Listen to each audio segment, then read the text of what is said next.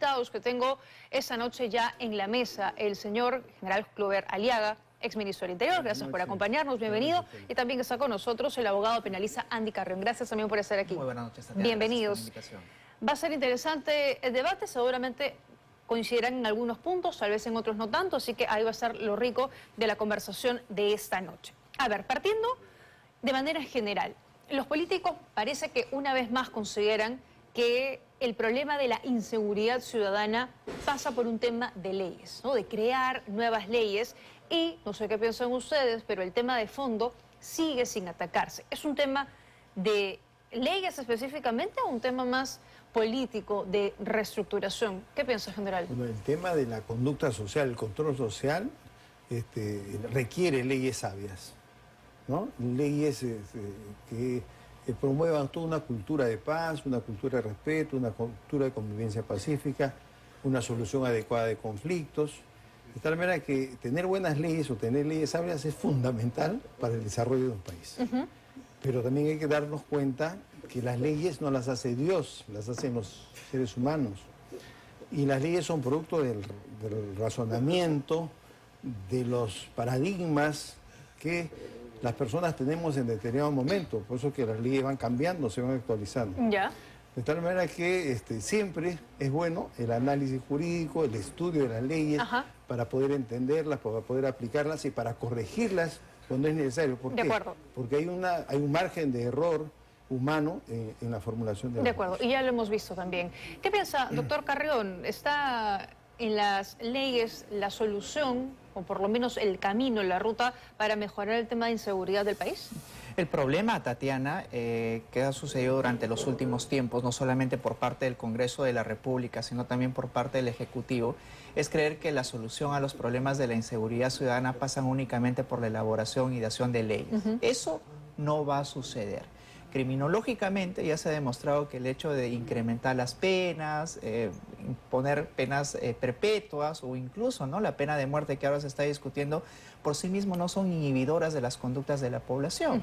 Van a los delincuentes seguir violando, seguir robando, etcétera, si es que no viene de la mano de esas leyes políticas efectivas por parte del Poder Ejecutivo, que únicamente no se deben de centrar en el ámbito de la represión, porque, digamos, hasta el día de hoy lo que ha hecho el Ejecutivo es mandar a policías en la calle y creen que también con eso se va a solucionar el problema, sino más bien tienen que venir con medidas no solamente implementadas por el Ministerio del Interior, sino también el Ministerio de Educación, es decir, cómo se está educando a nuestra población para que puedan ellos ser conscientes de algunos de los delitos que no tienen que cometerse en adelante. Eso sumado a lo que decía el general, que si no son leyes que están bien estructuradas, aplicadas efectivamente a la situación en la que nos encontramos, finalmente terminan cayendo en saco roto. No son disuasivas, como hemos visto, endurecer las penas, pero probablemente el cumplimiento efectivo de las mismas sí lo sea, algo que estamos viendo que no ocurre como debería. Y paso a comentar las leyes que han sido aprobadas, ya promulgadas por la presidenta Dina Boluarte. Vamos a ir comentando una a una.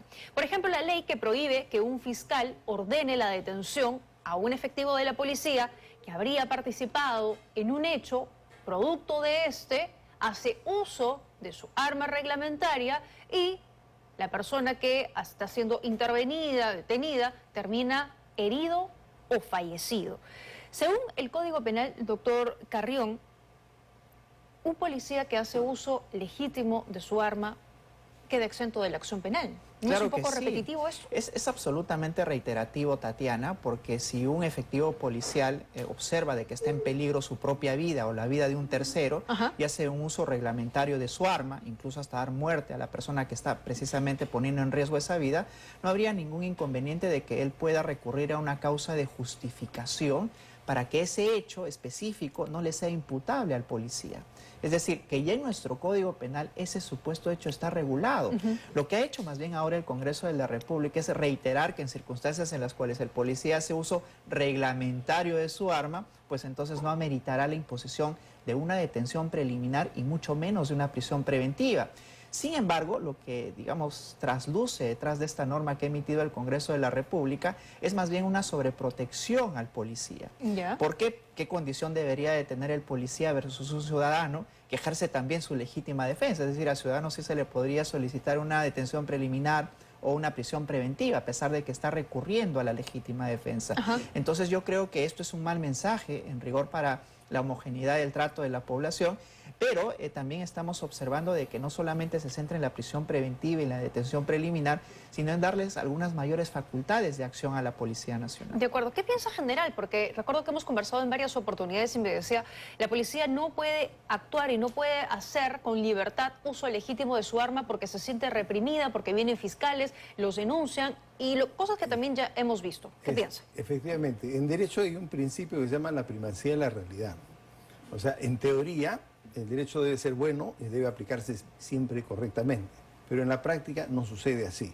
En la práctica, los funcionarios encargados de cumplir la ley a veces la infringen, los funcionarios encargados de administrar justicia a veces no administran justicia, sino hacen actos de injusticia. Entonces, ¿qué es lo que hemos visto en la práctica? Efectivamente, si nosotros analizamos jurídicamente el tema, nos vamos a dar cuenta que esa norma no sería necesaria, porque si tenemos un fiscal con criterio, con razonabilidad, un juez que actúa de manera ponderada y ve que un policía que no tiene ganas de matar a nadie, que tiene que intervenir por obligación funcional, porque es su función, tener que brindar auxilio, protección a las personas, y tiene que hacer uso de la fuerza, en eso se produce una lesión o muerte no deseada, no premeditada, ¿no? Entonces, lógicamente, no hay voluntad criminal, es un acto propio del ejercicio de la función, ese trabajo implica un riesgo profesional y por lo tanto un juez, un fiscal con criterio no necesitaría ni pedir la detención preliminar. Pero está hablando ni la usted prisión, de una sociedad, digamos, ideal, donde preventiva. todos cumplen sus funciones a cabalidad. Pero ¿por qué esta norma se reitera tantas veces? Porque frente a un hecho en que los policías hacen un uso del arma de fuego, vemos que fiscales piden la detención preliminar de la policía o la prisión preventiva. Entonces, es una norma que en realidad está reiterando, pero está pidiendo, está clamando de que los operadores de justicia actúen con consecuencia. Y frente a un hecho de este tipo, en la que un policía, en acto de servicio, estando, dice un policía en cuadros. ¿Qué quiere decir un policía en situación de cuadros? Un policía de armas y en cuadros. Quiere decir que no es de servicio, no es un personal asimilado, es un policía formado para trabajar como policía. Y además está en cuadro. ¿Qué quiere decir? Que está en actividad y está dentro de una unidad operativa de la policía, porque uno puede estar en actividad y fuera de cuadro, puede estar prestado a una embajada, no está cumpliendo un servicio policial. A ver, pero en la realidad, efectivamente, como decía usted, no hay necesariamente fiscales y jueces que cumplan probablemente con su labor, tampoco lo hay en el caso de la institución policial. Y quiero invitarlos a ver la nota que tenemos preparada para esta noche, que habla un poco de eso, porque en los últimos días ha salido a la luz hechos que involucran agentes policiales, incluso hasta altos mandos, en montajes de operativos falsos. Hemos escuchado a familias de personas que hoy están detenidas por estos operativos que señalan que a ellos los engañaron, les dijeron que iban a ir a un trabajo, les ofrecieron un trabajo y en un momento determinado los emboscaron, los cercaron y los presentaron como parte de una organización criminal. Hoy vamos a escuchar al otro lado, a la policía, y esto es interesante porque hay un informe de la DIRINCRE que dice que estas personas no cometieron los delitos por los que hoy están cumpliendo prisión preventiva. Así que preste atención a la nota de esta noche que nos trae Jessica Lara. Mientras que el ministro del Interior continúa victimizando a los malos elementos de la policía. Hoy existe una campaña que pretende hacer creer que más son los policías malos que los buenos. Hoy existe una campaña que nos ha llamado hasta troles. No una, sino varias familias siguen clamando justicia para sus seres queridos, quienes desde un penal estarían pagando por un delito que jamás habrían cometido. La enfermedad a mí no me está matando, lo que me está matando es mi hijo que está ahí adentro. No es justo a jóvenes que se dedican a trabajar, que son honrados, trabajan, estudian, no que estén bien, derecho. No es justo que le esté pasando esto. Ella es Elsa Romero y hoy ha tenido que dejar de lado su lucha contra el cáncer para salir a las calles a luchar por la libertad de su hijo, Brian Vega, un agente de seguridad quien el 17 de octubre pasado fue detenido por el grupo Terna de Manchay y sindicado como el presunto cabecilla de la banda Los Siniestros de la Extorsión. Esa noche Brian fue detenido junto a otras 9 personas a la altura del puente Ramiro Prialé, camino hacia el sur. Este sujeto, pues acá pues, no responde al nombre de Brian Vega Romero, es el cabecilla conocido como Cana. Iban a recoger a otro sujeto porque, según las investigaciones que tenemos, faltarían por lo menos 4 sujetos más. Sería una banda criminal bien organizada. La seguridad con la que afirmaba ante nuestras cámaras tamaña información el hoy destituido coronel Walter Palomino, ex jefe del Escuadrón Verde, se cae a pedazos, pues ha salido a la luz más de una incongruencia en este presunto operativo Bamba, que en su momento era anunciado como un duro golpe a la criminalidad. La primera irregularidad es que al inicio del operativo fueron 10 los detenidos, pero al llegar las cámaras de televisión, la policía solo presentó a 9. El afortunado habría sido Gianfranco Aliaga, quien según el testimonio de los detenidos que obra en el informe policial de la DIRINCRI, fue liberado por los propios agentes Terna. Este personaje es quien habría convocado a los 9 detenidos para realizar un trabajo de guardianía en la finca de Asia de su tío Jorge Lara, trabajo por el cual les prometió pagarles entre 100 a 200 soles. Este informe fue escondido por Fiscalía. Este informe no se presentó en la audiencia porque Fiscalía, se supone que el expediente fiscal se lo tienen que entregar a todos los abogados para que armen su caso desde el primer día, cosa que no pasó. A la abogada le estuvieron dando largas, le estuvieron dando retrasos. Este expediente fiscal no se entregó hasta 2 meses después. ¿Quién es esa fiscal? La fiscal Leandra Aide Bonifacio Gutiérrez. Entre los testimonios también figura el de Alex Aliaga, sobrino de Jorge Lara y hermano de Gianfranco Aliaga. Él revela que su tío, junto a agentes Terna, habrían centrado a los 9 detenidos con la finalidad de conseguir dinero y que además su tío tendría una hija que es policía. También en una de las declaraciones de Alex Aliaga, él señala que su tío Jorge Lara tiene una armería en el Callao, si no me equivoco, ¿no? En de donde saldrían todas estas municiones ilegales. Esto podría explicar por qué se encontró en la intervención gran cantidad de municiones, armas, droga y hasta grilletes, que después algunos de estos elementos no fueron considerados en el acta fiscal. Jorge se acerca a la minivan y dice: acérquense para coordinar el tema de los pagos, a ver quién tiene arma, quién no tiene arma. Y cuando todos se acercan, no suben, sino que se acercan, porque Jorge es el que está en el minivan. Entonces es cuando cae el escuadrón Terna. El escuadrón Terna cae, los reducen, los tiran al suelo y bueno, los muchachos intentaban ver qué es lo que estaba sucediendo, cosa que no podían, porque cuando volteaban la cara para mirar, el mismo escuadrón le pisaba la cara con las botas. Entonces no podían ver. Luego de unos minutos escuchan cómo la policía grita que encontraron balas, que encontraron armas, que encontraron droga, que encontraron granadas, que encontraron cartas de extorsión. A esto se suma que la presunta armería de Jorge Lara sorpresivamente está a solo 4 minutos de distancia de la avenida donde se encuentran los 4 negocios que presuntamente iban a ser extorsionados.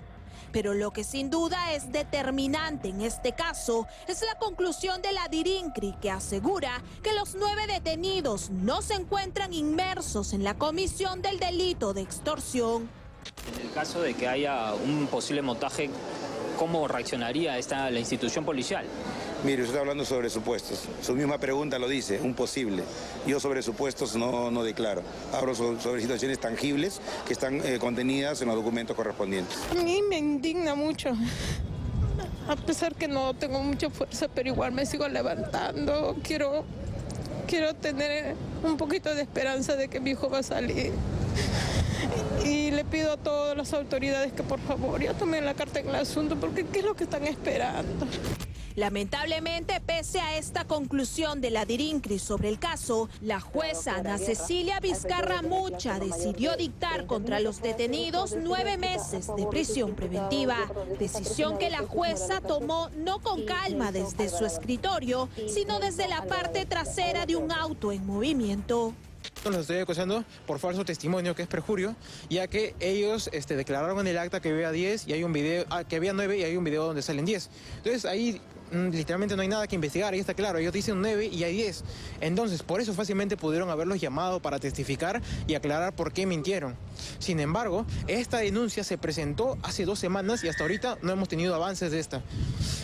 Incluso cuando nosotros nos presentamos a inspectoría, lo que nos dice el coronel Fidel Cárdenas comienza a burlarse porque mira el reportaje y dice, lo quieren decir, él dice su nombre, él es mi promo.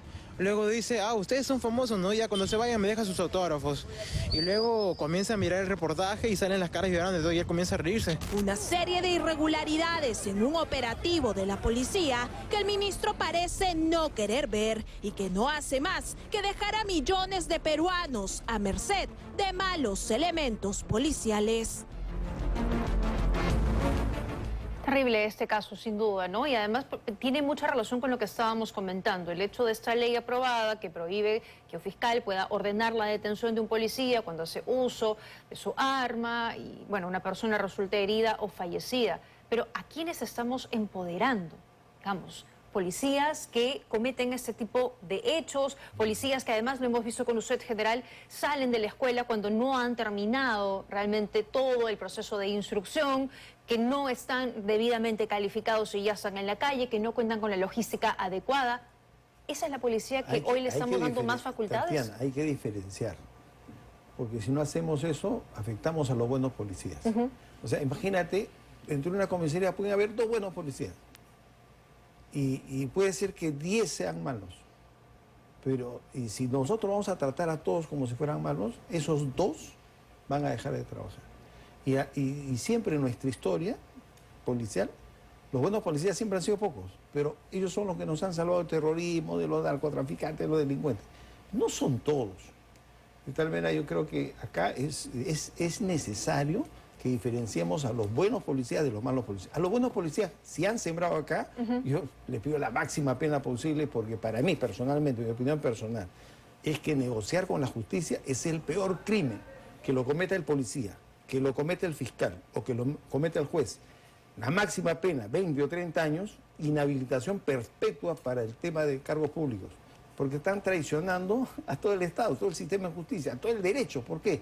Reciben un sueldo, han sido seleccionados, ejercen autoridad, poder, y todo eso lo canjean para cometer ilícitos. Entonces es imperdonable. Sí. Pero una cosa es sancionar a los malos y otra cosa es tildar a todos de malos. A los buenos hay que estimularlos, hay que reconocerlos y hay que incentivarlos a que sigan trabajando. Pero es que pasa lo mismo con los civiles, ¿no? Si no hay sanciones oportunas, claras y un sistema que funcione real, estas cosas van a seguir pasando porque uno finalmente se siente impune. Doctor Carrión, ¿qué esperanza tiene, por ejemplo, las familias de estas 9 personas detenidas que, pese al informe de DIRINCRI que dice que no hay relación de estas personas con el delito de extorsión, siguen hoy bajo una prisión preventiva? A mí me sorprende, la verdad, de que bajo los niveles mínimos probatorios se haya impuesto una prisión preventiva, porque la prisión preventiva implica, por ejemplo, como primer requisito, graves y fundados elementos de convicción. ¿Qué significa ello coloquialmente? De que las personas que han sido intervenidas están directamente relacionadas probatoriamente con el delito que se les investiga. Han señalado de que no están investigados por extorsión, deben estar siendo investigados por posesión de drogas, etcétera, que por lo general son sembrados. Entonces, lo que implica que de alguna manera no ha sido bien impuesta la prisión preventiva porque han tomado únicamente como elemento probatorio el informe policial.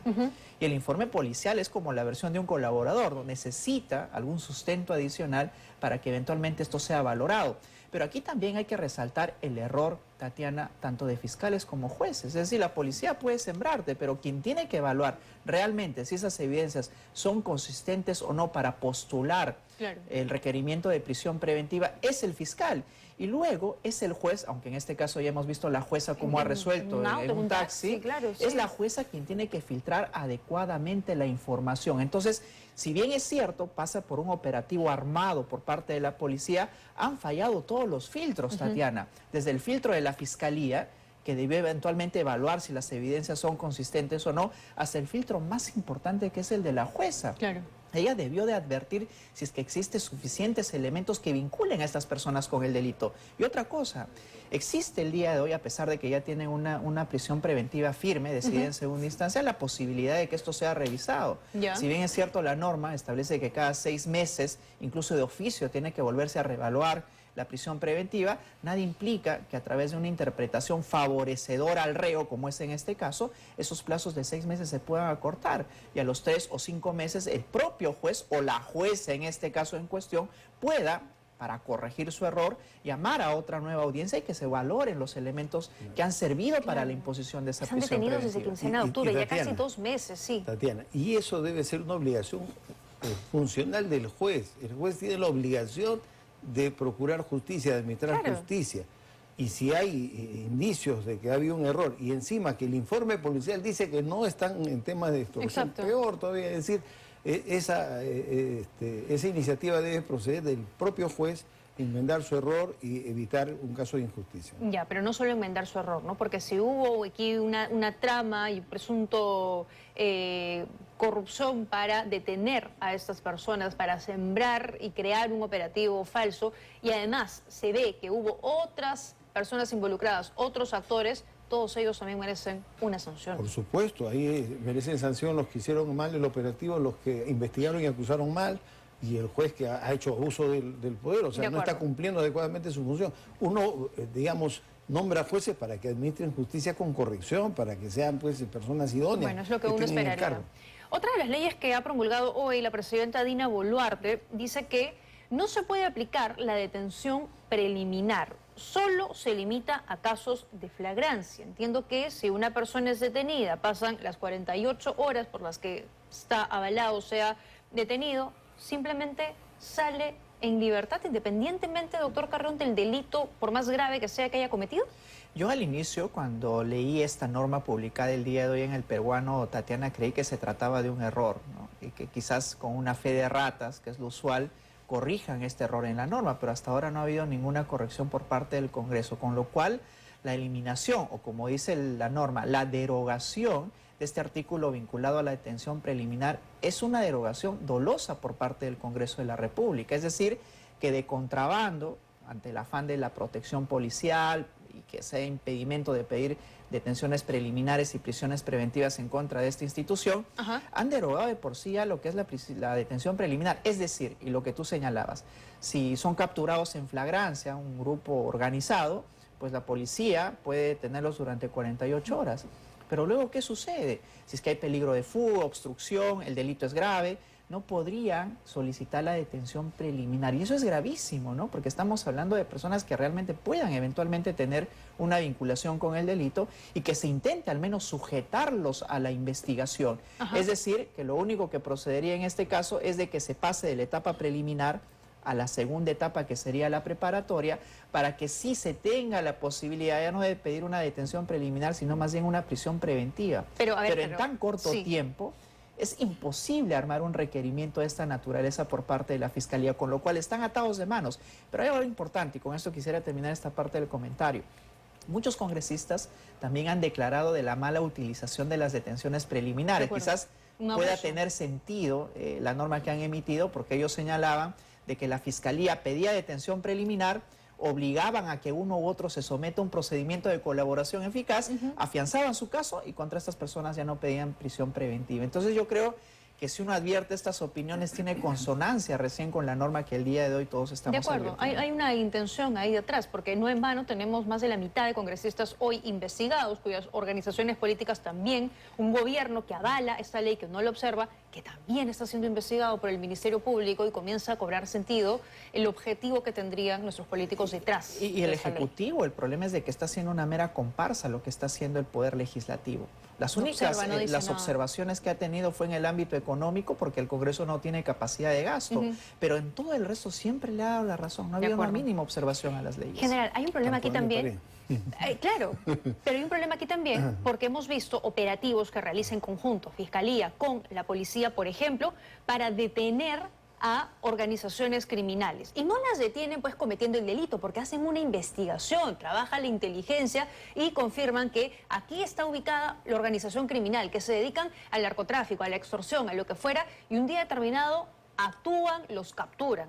Eso ya no va a poder ocurrir, porque no los van a detener. O sea, si no los detienen en flagrancia, no va a haber detención preliminar. Claro, en realidad, muchos de esos operativos que hemos visto, discoteca, por ejemplo, donde hay delincuentes y no delincuentes y que todos sean detenidos, amerita un filtro por los fiscales y jueces. O sea, de repente un joven se ha metido en una discoteca a bailar y termina implicado como presunto miembro de una organización criminal. Uno no puede ir como presunto miembro, tiene que haber ya pruebas previas. Pero yo le hablo de casos particulares, cuando hay inteligencia, cuando hay trabajo, ¿no?, de investigación. Tiene que haber interceptación telefónica, seguimiento, vigilancia.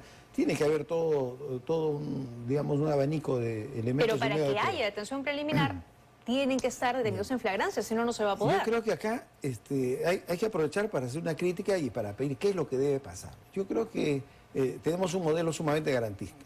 Y yo te digo como policía también. ¿Qué es lo que pasa? Hemos visto casos de violación de menores, inclusive hasta muerte, y el autor de la violación de menor no lo ubicas durante 2 días, pasó la flagrancia y todavía tiene el descaro de ir al barrio. Ya no lo puedes detener. Ya. ¿No? En otros países, en derecho comparado, vemos que, por ejemplo, en Alemania, tú lo puedes detener al presunto autor en cualquier momento y lo pones a disposición del juez de garantía, ¿no? Que es el que va a decidir si lo deja en libertad o lo deja preso.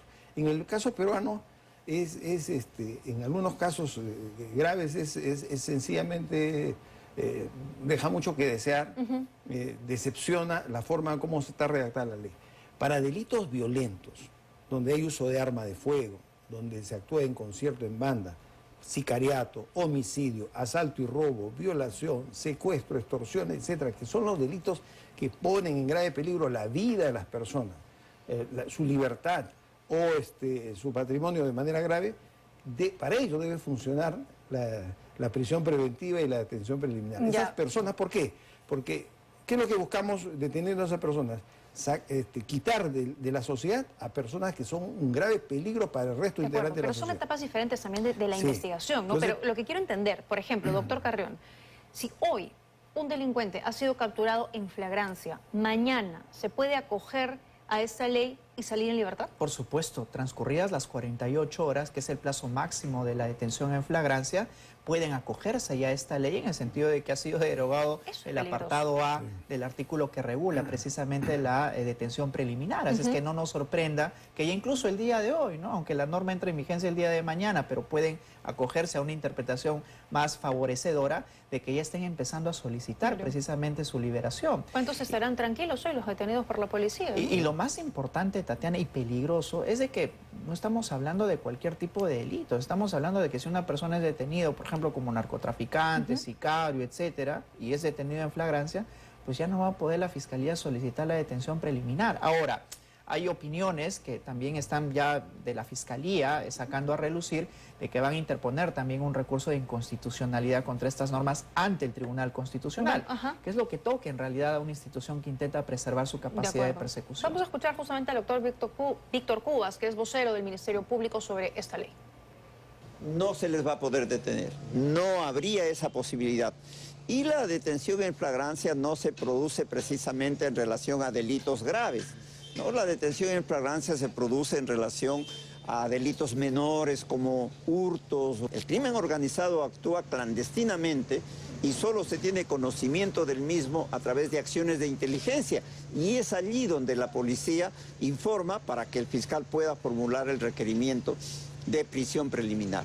Al Ministerio Público no se le ha pedido informe técnico. Creo que tampoco se ha hecho en relación al Poder Judicial. Lo que queda es hacer un llamado al Congreso de la República para que decrete una vacancia de la ley mientras se forma una mesa que analice nuevamente y evite que hayan daños mayores a la ciudadanía como consecuencia del actuar del crimen organizado. Mire, en relación a la policía, la intención es aparentemente buena. Eso está bien, pero esta norma está contenida en el Código Penal. A ver, es la opinión entonces del doctor Víctor Cubas. Les pido por favor a los dos que me esperen, tengo que hacer una rápida pausa, vamos a regresar para seguir hablando de esta, otras leyes que ha promulgado el Congreso, el gobierno y además la pena de muerte que ha vuelto al debate. Hoy el ministro Arana ha vuelto a hablar sobre el tema, dice que van a hacer una consulta a nivel nacional, así que con eso regresamos en unos minutos en 2024.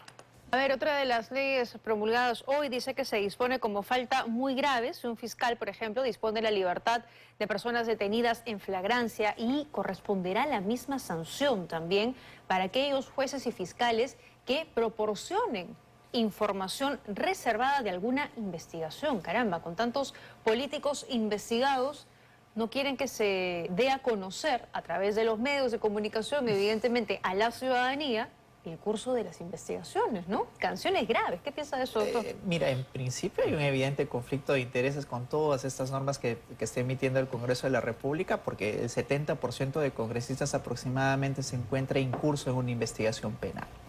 Y es evidente que el interés por el control que tiene que ejercer la prensa sobre los políticos es de ventilar qué tipo de casos se están siguiendo en contra de los congresistas de la República. Ahora, esta es una norma además muy peligrosa, Tatiana, porque está derivando y concentrando la responsabilidad únicamente en el fiscal. Pero debemos de recordar que cuando se lleva adelante una investigación, es decir, una carpeta fiscal, no solamente el fiscal es quien accede a esa información, sino tenemos a los abogados, a las víctimas o agraviados y también a la Procuraduría en ocasiones, es decir, 3 o 4 partes que acceden a esa información. Es decir, que si se filtra por cualquiera de estas partes, quien tendría que asumir la responsabilidad es el fiscal. Y yo creo que los congresistas de la República, y eso lo comentábamos hace un momento, están legislando pensando de que todos son, por ejemplo, como José Domingo Pérez o Rafael Vela, de que, digamos, progresivamente van difundiendo la información reservada de los casos. Claro. Pero no necesariamente es así, ¿no? Yo creo que existen muchos fiscales que de verdad guardan la reserva del caso y quienes lo filtran son algunas otras partes que participan precisamente en la investigación. Pero ahora es tajante, no se puede filtrar nada porque automáticamente hay una sanción. Y habría que ver también cuáles son los criterios para atribuir esa responsabilidad, porque si es una responsabilidad objetiva, cualquier tipo de filtración ya sería imputable a la Fiscalía. De acuerdo. Hay quienes sostienen que este paquete, digamos, de leyes responde a una injerencia del Congreso y del gobierno hacia, por ejemplo, el Poder Judicial, porque de alguna manera les está diciendo qué es lo que tienen que hacer, cómo lo tienen que hacer, amparándose en sus propios objetivos y en su propia protección. ¿Qué piensas? Tatiana, yo te quiero explicar primero el tema de la información que se vierte a la prensa. Ya. Yo tengo la idea bien clara, estoy absolutamente convencido de que la facultad de investigación formal la tiene la policía, la fiscalía, ¿no? Pero si tú revisas el derecho internacional, los tratados internacionales, existe el derecho a conocer la verdad, el derecho a la verdad. Y el derecho a la información que ejerce el periodista le atribuye a buscar información, De acuerdo. a buscar, a procurar la verdad, a conocer la verdad y a difundir la información. De tal manera que el periodista está facultado a poder obtener información. Las reservas son temporales. La clasificación de documentos secretos, confidenciales, son temporales, o sea, hay un plazo de vigencia. Y para eso el periodista tiene que tener criterio, ¿no? Para discernir qué información tiene, qué puede compartir y qué no puede compartir. Ya, pero eso es Yo creo interés que hay un público, error, lo claro, va a compartir, por más que haya políticos que consideren que esa información no debería revelarse, como por ejemplo las cirugías de la mandataria. Así es. Sobre todo en casos de corrupción, donde están comprometidos altos funcionarios del Estado, mayor razón de asistir al periodista para poder ejercer la función informativa y llegar a la verdad. De acuerdo. Entonces, yo creo que por ahí el mensaje no es el más adecuado, ¿no? Pero en general diría que este paquete de leyes ayuda a combatir la criminalidad o simplemente son algunas normas, algunas leyes que están, como decíamos, favoreciendo, por un lado, a la policía, incluso también adultos mayores de 80 años, ¿no? Eso no lo habíamos comentado, que van ahora ya no van a estar en la cárcel. No, y es absolutamente contradictorio, ¿no? Porque la pregunta es, ¿qué buscan los congresistas de la República? Por un lado, y abordando el caso de los mayores de edad, se busca, por ejemplo, deshacinar los penales, legislando de que mayores de 80 años pueden, digamos, cumplir la pena con una comparecencia con restricciones o con una detención domiciliaria. Pero por otro lado, obligas a fiscales y a jueces a que obligatoriamente soliciten la detención preliminar y la prisión preventiva de aquellos quienes son detenidos en flagrancia, con lo cual va a ser el mayor número de personas que van a tener que ingresar al penal. Entonces, aquí a lo que estamos asistiendo, Tatiana, es a un populismo penal, que creen los congresistas y sobre todo el Ejecutivo que los índices de criminalidad se van a rebajar únicamente recurriendo a normas. Y eso es peligrosísimo, porque si ya están discutiendo el tema de la incorporación de la pena de muerte para violadores de menores de edad, y eso evidentemente no va a dar resultados, pero creen populistamente de que sí, pues entonces van a ampliar también la pena de muerte para otros delitos, ¿no? Incluyendo la postulación para actos de corrupción, etcétera. Pero eso no va a lograr el objetivo principal, que es la reducción de los índices de criminalidad. ¿Coincide con ese punto de vista? Bueno, yo tengo una opinión respecto, por ejemplo, de las personas mayores de 80 años. El fin de la pena es resocializar, el fin de la pena es reproche social, indicar a la sociedad que actos no son permitidos, no son deseados dentro de la sociedad, y también proteger a la sociedad de personas que representan un peligro. Una persona de 80 años ya no representa un peligro. Así sea, solo para hacer una precisión, ¿así haya sido sentenciado por terrorismo, por ejemplo? Así se ha sentenciado por terrorismo. Pero sí hay otra forma de sanción. O sea, el derecho penal económico hay que emplearlo en este caso, sobre todo en caso de corrupción, ¿no? Hay bienes, hay cuentas bancarias. Esa persona ya no representa un peligro real físico en la calle, una persona mayor de 80 años. Y yo creo que en ese aspecto se puede analizar, se pueden ver otras alternativas más, pero la medida no la veo inadecuada. Ya, de acá a algún tiempo podrían beneficiarse de pronto Alejandro Toledo, quién sabe, Susana Alejandro Toledo tiene el día de hoy 78 años. Y si ya le imponen, Pedro Pablo y ya él podría esperar un par de años. Eso es lo discutible, que cuando vemos personajes políticos que están metidos, recién sacan una norma que la debían de haber dado antes, porque en realidad eso debería ser igual para todos. Muchas de Pero acá estas estamos viendo que muchas de estas leyes tienen nombre propio, ¿no? Porque recién ellos se sienten tocados por la mano de la justicia, ¿no? Bueno, habría que también analizar, Tatiana, cuál es la finalidad de la pena, ¿no? O bien simplemente evitar que esta persona pueda volver a cometer delitos, o bien retribuir más bien el daño que ellos han ocasionado y servir también como ejemplo o estatuir un ejemplo para que los demás no vuelvan a cometerlo. De hecho, y mencionaba por ejemplo Alemania, en Alemania no importa la edad. Existen criminales de guerra que el día de hoy tienen 99, 101, 105 años, Tatiana, y siguen cumpliendo la pena porque han cometido el delito de genocidio. O sea, no tienen por qué ellos tener algún tipo de beneficio, más aún cuando los delitos son muy execrables. Entonces, en nuestro país, si se intenta incorporar este tipo de normas, lo primero que se tendría que decir es de que mayores de 80 años, en tanto los delitos no sean graves, por ejemplo.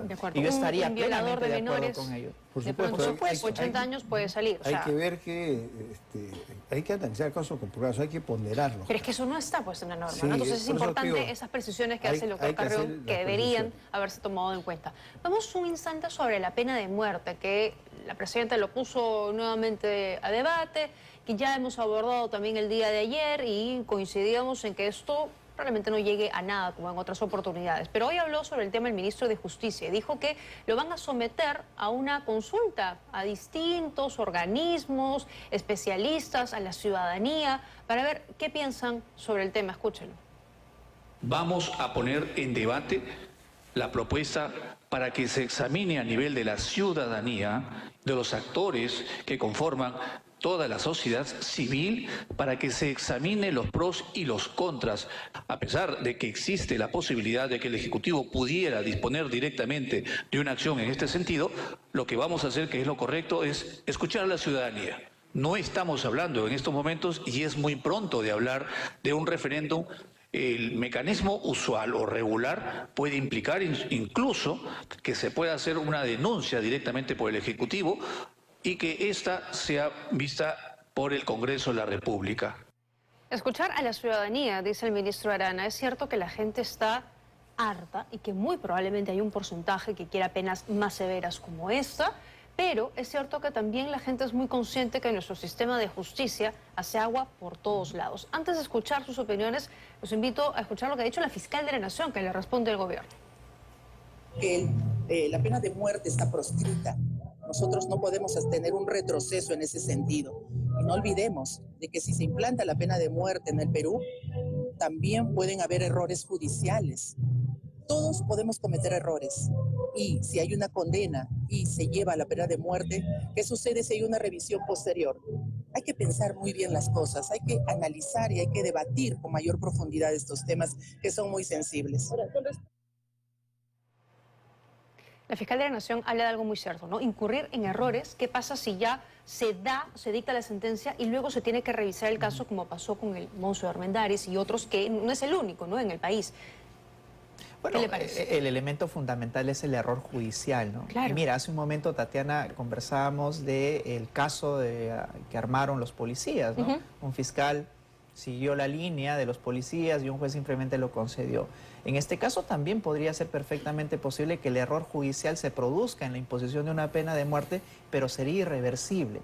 Aquí existen dos cuestiones importantes por las cuales esta pena no puede ser incorporada en nuestro país. Primero, la limitante constitucional, porque tanto la Constitución del 79 así como la del 93 impiden que se aplique una prisión preventiva, salvo para temas de guerra internacional. Ese es el único supuesto. Y luego de orden convencional, es decir, nosotros somos parte del Pacto de San José, Convención Americana sobre Derechos Humanos, que claramente establece, y de la cual nosotros somos parte desde el año 78, que claramente establece que uno no puede retroceder en la protección de derechos. Es decir, si ya tenemos un solo supuesto en el cual se está regulando la pena de muerte, el Estado peruano no puede ampliarlo ni incorporar otro más. Y esos son los dos impedimentos importantísimos que existen después del tema del error judicial. De acuerdo. ¿Qué piensa, general Aliaga? Bueno, yo conozco la doctrina en materia de derechos humanos y precisamente dice eso: lo que ya se avanzó no se puede retroceder. Hay el convenio de San José de Costa Rica que nos amarra y la Constitución que solamente prevé para el caso de guerra externa. Sin embargo, mi posición personal es que hay enfermos que se pueden curar y hay enfermos que no se pueden curar. En la vida real hay personas que son un grave peligro y que no les importa matar a uno, a dos, a tres y por gusto que los tengas. Sí es importante la calidad del sistema de justicia, la calidad de la investigación y que aquellas personas que sean condenadas a pena capital tengan todas las pruebas, ¿no? Y que no haya lugar a dudas. ¿Pero le parece que es una medida disuasiva? No creo que sea absolutamente disuasiva, porque conozco delincuentes que no les importa morir o irse a la cárcel. O sea, simplemente sienten placer por el daño que hacen a otras personas. O sea, matarlas, violarlas, hacerlas sufrir, que les supliquen. Eso ya es patológico. Ellos no van a cambiar porque haya pena de muerte o no. Sin embargo, sí, la sociedad va a eliminar un riesgo, porque ese violador no va a volver a violar, o ese asesino serial no va a volver a asesinar, o ese sicario que está acostumbrado a matar por un poco de dinero ya no va a estar en el mercado, va a desaparecer de la vida social.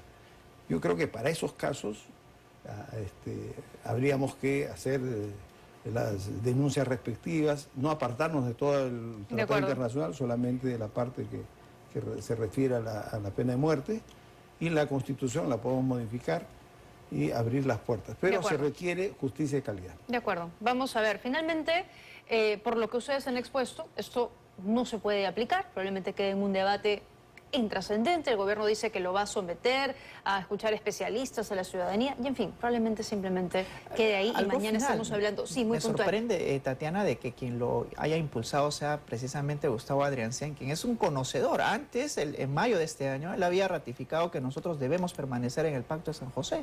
Y resulta que meses después dice más bien que no. Lo mismo pasa con el ministro de Justicia. Antes eran protectores de derechos humanos, pero cuando asumen un puesto público, por populismo penal, simplemente quieren apartarse de este tratado internacional. Ahora son protectores de la mandataria. Vamos a hacer una pausa. Les pido por favor que se queden unos minutos más. Vamos de inmediato con las desafortunadas declaraciones del ministro de Educación, Morgan Quero, que dijo que los derechos humanos son para las personas, no para las ratas. Escúchalo. Pero el gobierno no se ha pronunciado respecto a los 50 fallecidos de las protestas. Los derechos humanos son para las personas, no para las ratas. A ver, la pregunta es clara de la periodista. Le pregunta en relación al silencio del gobierno, porque el día de ayer fue el Día Internacional de los Derechos Humanos, y le dice, oye, pero, ministro, el gobierno no ha dicho absolutamente nada respecto a los muertos ocurridos en las protestas en contra del gobierno de Dina Boluarte. Y esa automáticamente es la respuesta del ministro. Y luego el ministro sale a aclarar, a intentar justificar un poco lo que dijo. Esta es su explicación.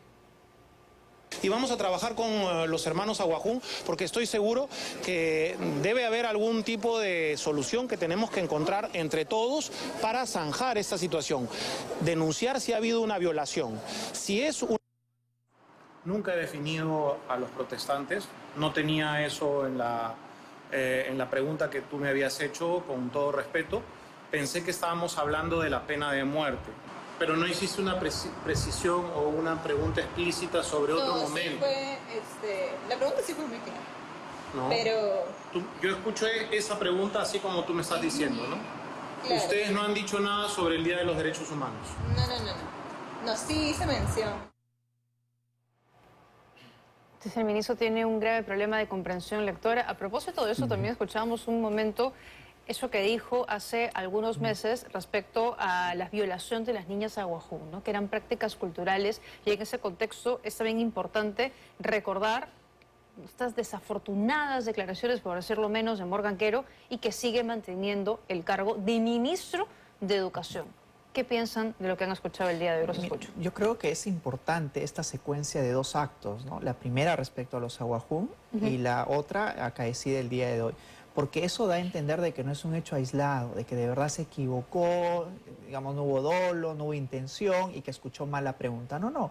Y es un patrón, ¿no? Claro. De despreciar a ciertas poblaciones y sobre todo a las víctimas y de llamarlas ratas. Eso, Tatiana, de verdad debería meritar que la propia Presidenta de la República se pronuncie el día de hoy, porque es insostenible, ¿no? Una persona que desprecia los derechos humanos y sobre todo en un contexto tan sensible, no puede dirigirse en ese estado de cosas a la población.